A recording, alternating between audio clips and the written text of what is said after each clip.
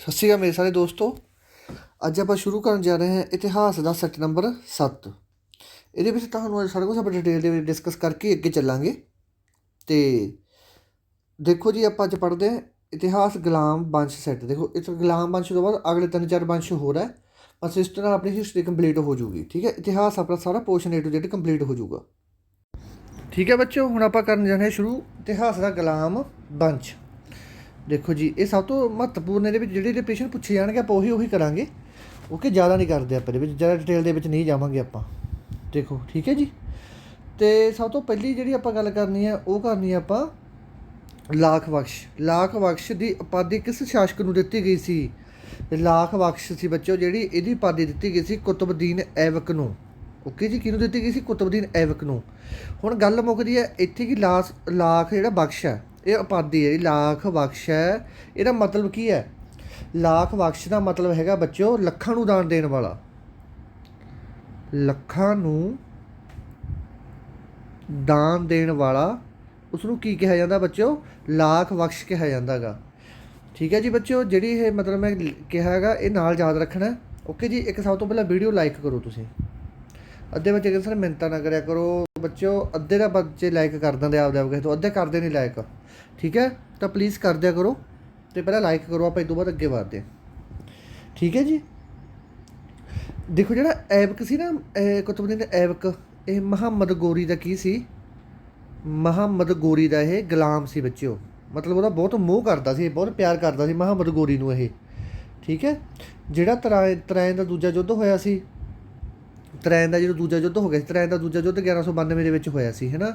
ਤਰਾਇਨ ਦੇ ਦੂਜੇ ਯੁੱਧ ਤੋਂ ਬਾਅਦ 1206 ਈਸਵੀ ਦੇ ਵਿੱਚ ਇਹ ਜਿਹੜਾ ਸੀ ਗੁਲਾਮ ਵੰਸ਼, ਇਹਦੀ ਨੀਂਹ ਰੱਖੀ ਗਈ ਸੀ।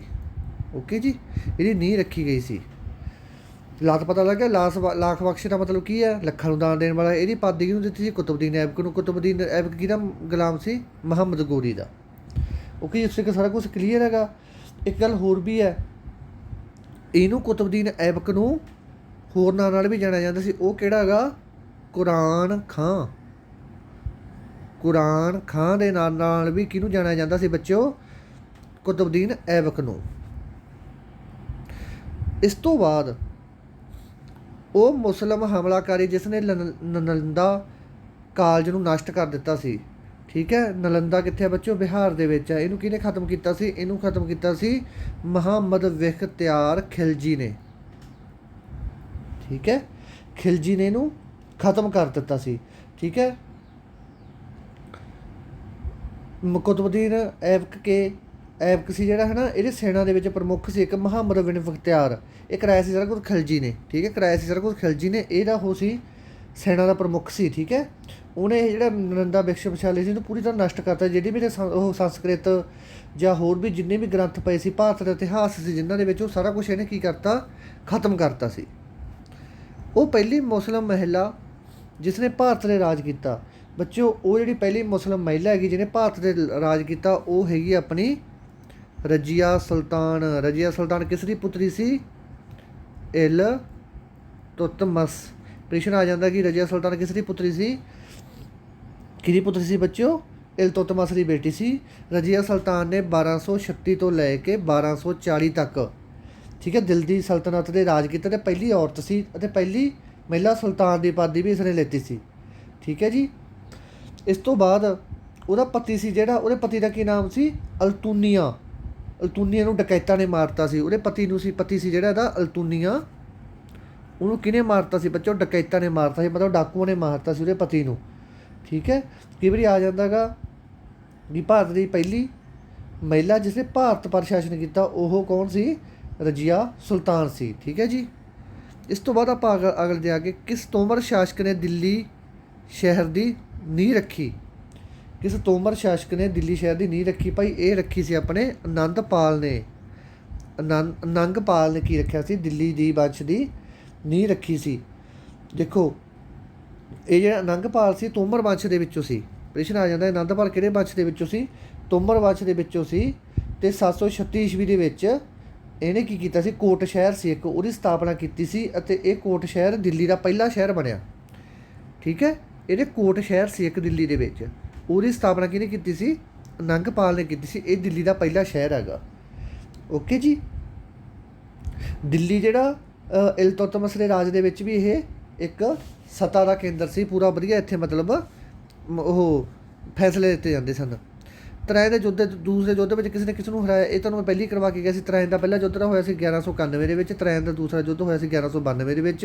ਤੇ ਇਸ ਤੋਂ ਬਾਅਦ 1206 ਦੇ ਵਿੱਚ ਯੁਵਰਾਜ ਯੁੱਧ ਦਾ ਪ੍ਰਿਥਵੀ ਰਾਜ ਨੂੰ ਹਰਾਤਾ। ਇਸ ਤੋਂ ਬਾਅਦ 1206 ਦੇ ਵਿੱਚ ਕੀ ਰੱਖਿਆ ਗਿਆ ਸੀ, ਆਪਣਾ ਗੁਲਾਮ ਮਾਛਲੀ ਨਹੀਂ ਰੱਖੀ ਗਈ ਸੀ। ਮੁਹੰਮਦ ਗੋਰੀ ਦਾ ਗੁਲਾਮ ਸੀ ਕੌਣ? ਕੁਤਬਦੀਨ ਐਬਕ। ਮੁਹੰਮਦ ਗੋਰੀ ਨੇ ਆਪਣੇ ਜਿੱਤੇ ਹੋਏ ਖੇਤਰ ਦਾ ਪ੍ਰਸ਼ਾਸਨ ਕਿਸ ਨੂੰ ਲਾਇਆ? ਮੁਹੰਮਦ ਗੋਰੀ, ਤੁਹਾਨੂੰ ਪਤਾ ਕਿ ਵਿੱਚ ਤਾਂ ਯਾਰ ਤੁਹਾਨੂੰ ਦੱਸਦਾ ਇੱਕ ਗੱਲ ਹੋਰ, ਠੀਕ ਹੈ, ਸਾਰੇ ਸੁਣਦੇ ਇਤਿਹਾਸ ਦੀ ਗੱਲ ਹੈਗੀ, ਜੇ ਕੋਈ ਸੰਗਣ ਵਾਲੀ ਗੱਲ ਨਹੀਂ ਹੈਗੀ। ਜਿਹੜਾ ਮੁਹੰਮਦ ਗੋਰੀ ਹੈ ਕਹਿੰਦੇ ਇਹਦੇ ਨਾਲ ਨਜਾਇਜ਼ ਸੰਬੰਧ ਵੀ ਸੀ। ਇਤਿਹਾਸਕਾਰਾਂ ਅਨੁਸਾਰ ਇਹ ਗੱਲ ਕਹੀ ਜਾਂਦੀ ਹੈ ਕੁਤਬਦੀਨ ਐਬਕ ਦੇ ਨਾਲ। ਤੇ ਬਾਕੀ ਆਪਾਂ ਨੂੰ ਪਤਾ ਨਹੀਂ, ਕਹਿੰਦੇ ਗੱਲਾਂ ਗੀਆਂ।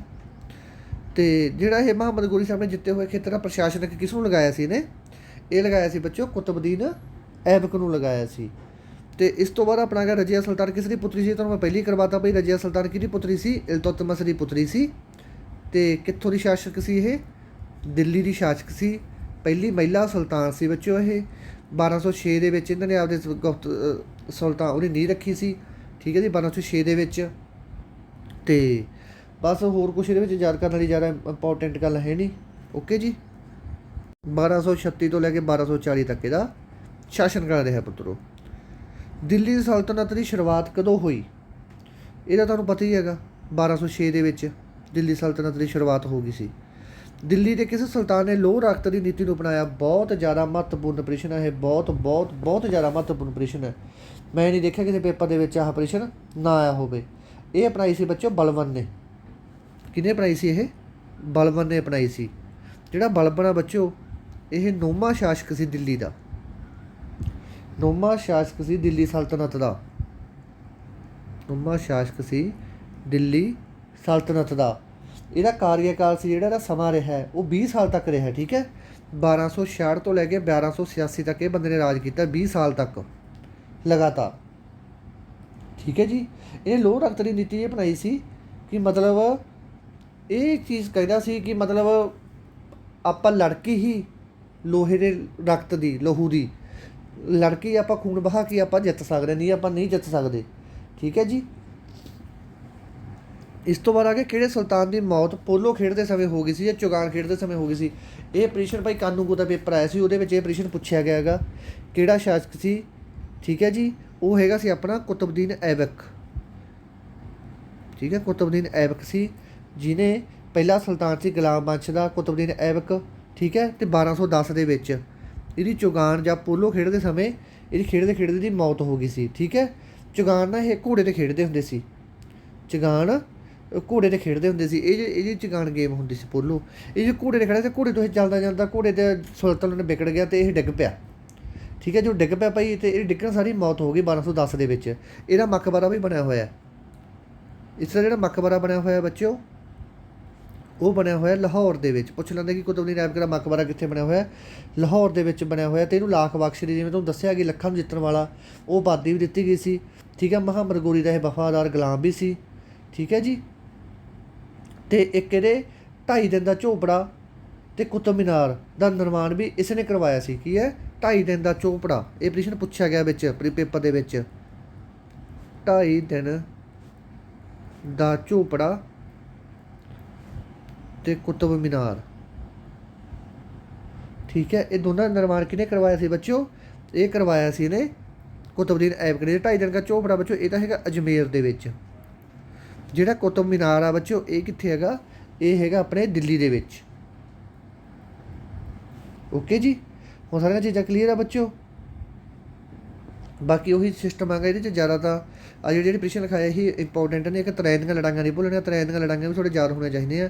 1191 ਦੇ ਵਿੱਚ ਅਤੇ 1190 ਦੇ ਵਿੱਚ। ਓਕੇ ਜੀ। ਜਿਹੜੀ ਮੈਂ ਤੁਹਾਨੂੰ ਨਾਲ ਐਕਸਟਰਾ ਡੇਟ ਲਿਖਾਈ ਹੈ, ਐਕਸਟਰਾ ਚੀਜ਼ਾਂ ਲਿਖਾਈਆਂ ਗਈਆਂ, ਉਹ ਵੀ ਤੁਸੀਂ ਚੰਗੀ ਤਰ੍ਹਾਂ ਯਾਦ ਕਰਨੀਆਂ। ਇਸ ਤੋਂ ਬਾਅਦ ਆਪਾਂ ਕੱਲ੍ਹ ਨੂੰ ਕਰਾਂਗੇ ਜੀ ਖਿਲਜੀ ਵੰਸ਼, ਠੀਕ ਹੈ। ਖਿਲਜੀ ਵੰਸ਼ ਇਹ ਨਹੀਂ ਪਤਾ, ਮੈਂ ਅੱਜ ਤੁਹਾਨੂੰ ਸ਼ਾਮ ਨੂੰ ਇੱਕ ਲੈਕਚਰ ਹੋਰ ਦੇਣਾ ਹਿਸਟਰੀ ਦਾ, ਕਿਉਂਕਿ ਹਿਸਟਰੀ ਆਪਾਂ ਨਿਬੇੜਨੀ ਹੈ। ਇਸ ਤੋਂ ਬਾਅਦ ਆ ਜਾਊਗਾ ਆਪਣਾ ਤੁਗਲਕ ਵੰਸ਼। ਦੇਖੋ ਖਿਲਜੀ ਵੰਸ਼, ਤੁਗਲਕ ਵੰਸ਼, ਇਸ ਤੋਂ ਬਾਅਦ ਲੋਧੀ ਵੰਸ਼। ਇਸ ਤੋਂ ਬਾਅਦ ਆਪਣੇ ਮੁਗਲ ਆ ਜਾਣਗੇ। ਠੀਕ ਹੈ, ਤੇ ਬਸ ਇਹੀ ਰਹਿ ਗਏ। ਸਭ ਤੋਂ ਪਹਿਲਾਂ ਚੰਦਰਗੁਪਤ ਮੌਰੀਆ, ਗੁਪਤ ਰਾਜ ਆਇਆ ਸੀ, ਫਿਰ ਮੌਰੀਆ। ਬਸ ਸਾਰੇ ਆਪਾਂ A to Z ਸਾਰੇ ਯਾਦ ਕਰ ਲੈਣੇ ਆ, ਕੋਈ ਗੱਲ ਨਹੀਂ। ਅਤੇ ਆਪਾਂ ਜਿਹੜਾ ਲੈਕਚਰ ਲੱਗਿਆ ਤੁਸੀਂ ਲਾ ਲਓ, ਹੁਣੇ ਮੈਂ ਅਪਲੋਡ ਕਰਨ ਲੱਗੇ ਹਾਂ। ਅਤੇ ਸਾਰੀਆਂ ਜਿਹੜੀਆਂ ਐਕਸਟਰਾ ਨੌਲੇਜ ਹਨ ਉਹਨੂੰ ਵੀ ਯਾਦ ਕਰਨਾ ਹੈਗਾ। ਠੀਕ ਹੈ, ਇਹ ਮੇਰਾ ਲੈਕਚਰ ਛੋਟਾ ਲਾਉਣ ਦਾ ਮਤਲਬ ਇਹੀ ਸੀ, ਕਿਉਂਕਿ ਇਹ 'ਚ ਐਕਸਟਰਾ ਪੁਆਇੰਟ ਜ਼ਿਆਦਾ ਹੈ। ਅਤੇ ਆਪਾਂ ਪੇਪਰ ਦੇ ਵਿੱਚ ਹਜੇ 1.5 ਮਹੀਨੇ ਦੇ ਨੇੜੇ ਨਹੀਂ ਆਉਂਦਾ। ਠੀਕ ਹੈ, ਉਦੋਂ ਆਪਾਂ ਹੌਲੀ ਹੌਲੀ ਸਾਰਾ ਸਿਲੇਬਸ ਨਿਬੇੜ ਦੇਣਾ ਹੈਗਾ। ਅਤੇ ਅੱਜ ਆਪਣੇ ਸਾਰੇ ਲੈਕਚਰ ਲੱਗਣਗੇ। ਅੱਜ ਮੈਂ ਬਿਲਕੁਲ ਫਰੀ ਹੈਗਾ ਬੱਚਿਓ, ਅਤੇ ਆਹ ਲੈਕਚਰ ਤੁਸੀਂ ਲਾ ਲਓ। ਠੀਕ ਹੈ।